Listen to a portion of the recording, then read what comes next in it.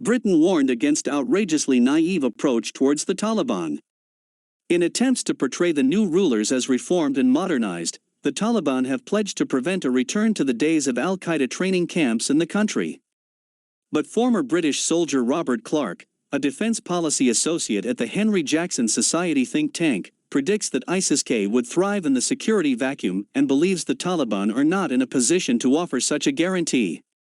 He said that the UK government and its allies would be outrageously naive to believe any such promises from the extremist group.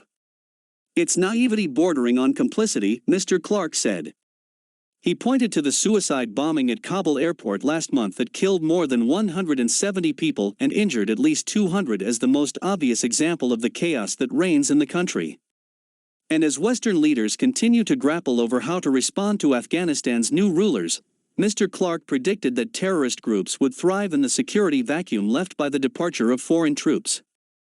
Mr. Clark told The National, "It's really difficult for them, the Taliban, to state to the West that we will protect the security, we will not allow the country to be used for terrorist plots in the West.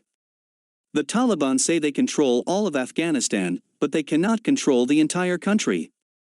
He said it would be ridiculous to believe that the group's 70,000-strong fighting force would be enough to somehow prevent terrorist groups from putting down roots in the country of 38 million. On Monday, UN Human Rights Chief Michelle Bachelet said her office had received credible allegations of former Afghan security forces being killed by Taliban members. There have also been reports of officials from the previous government and their relatives being arbitrarily detained and later found dead, she said. Addressing the UN Human Rights Council, Ms. Bachelet warned of a new and perilous phase for Afghanistan, criticizing the Taliban for a disconnect between their words and actions. She cited several allegations of the Taliban conducting house-to-house searches looking for officials from the previous government and people who cooperated with U.S. security forces and companies. Such searches took place in at least 6 cities, Ms. Bachelet said.